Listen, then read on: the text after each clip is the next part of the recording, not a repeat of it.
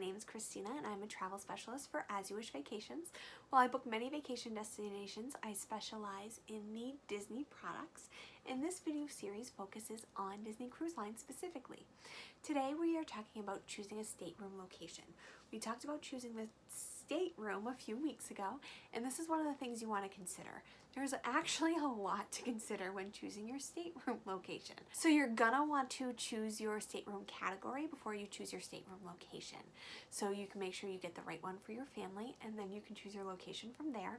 That is, of course, unless you think you are prone to motion sickness, then you're going to want to choose your location first. So the best space is low and central. So you're gonna want to be on deck 2, you're going to want to be on deck 4, you're going to be on deck 5, midship. That's going to be best for you. It's going to move less. If you are low and forward, you're probably going to be hearing those waves crash, and that might upset your motion sickness a little bit. So this is really the only thing that, if you think is going to be a problem, I would consider choosing your location before your category. So something you want to think about when choosing your stateroom category is your access to the elevators. So if you do have someone who has a mobility impairment, you might want to be close to those elevators. Some people want to be further away from the elevators because people are getting off the elevators at all times of day, might be a little bit noisier, so they might want to be farther away from the elevators, which brings us to our next category of things you want to think about is noise level. Some people want to be close to their favorite things like the pool or the nightclubs. Well, they can also be a little loud. So if you're right under the Lido deck, Disney doesn't really call it the Lido deck, but the Lido deck is where you're going to find the pools, the buffet, all of that stuff. If you're the floor right underneath it, you might be hearing them putting up pool chairs in the morning. If you are right above the nightclubs, you might be hearing the music all night long. So if noise is a concern, then you might want to be away from those things. You would want to consider having staterooms above and below you. That's usually where you'll get the quietest. Something that people don't really think about, but you should when thinking about noise, is if you're near white space on a stateroom map. That white space could be anything. It could be a mechanical room, it could be housekeeping closet, so you hear them getting ready in the morning. So if you see white space, you don't know what it is, then stay away from it. That's probably the best thing for you.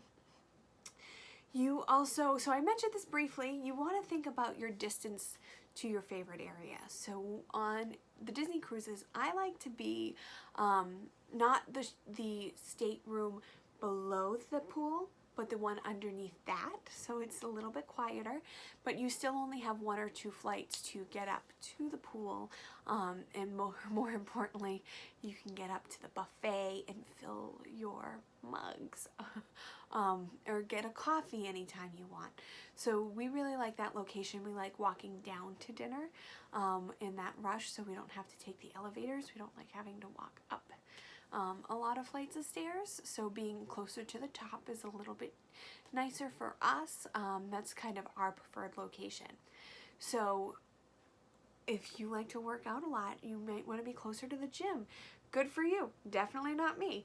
Or if you're an adult only group, you might want to be closer to the adult only pool at the forward of the ship. If you are in a different cruise line and you like the casino, you might want to be really close to the casino. Whatever you think you're going to be spending the most time doing, you might want to be closer to that location. Another thing to think about is your view.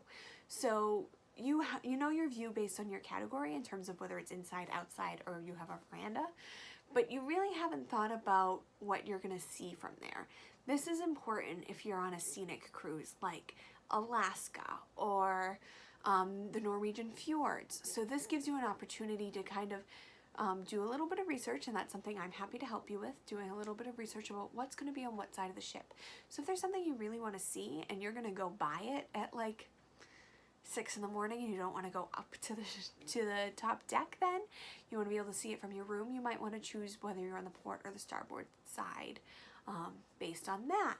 So another thing you want to consider is if you have a balcony and you're in the forward, you're going to have a little bit more wind. So if you want to spend time on your balcony while the ship is moving, not necessarily on a speed day, on a sea day, then that's something to think about. Something that other people think about a lot, I don't think it's a huge deal, but what you're going to see when you're docked on Castaway Cay on the Disney cruise, if you are on the port side, you're going to see the tram station and the police station. If you are on the starboard side, you'll see the beach.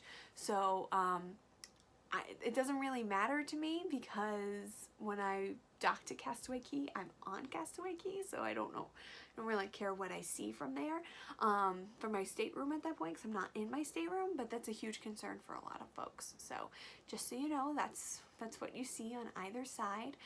So just to overview, when you're thinking about your stateroom location, you want to think about stability, you want to think about the access to the elevators, you want to think about the noise level, you want to think about the view, and you want to think about your distance to your favorite area. Most cruise lines, the midship rooms are going to be a little bit more expensive.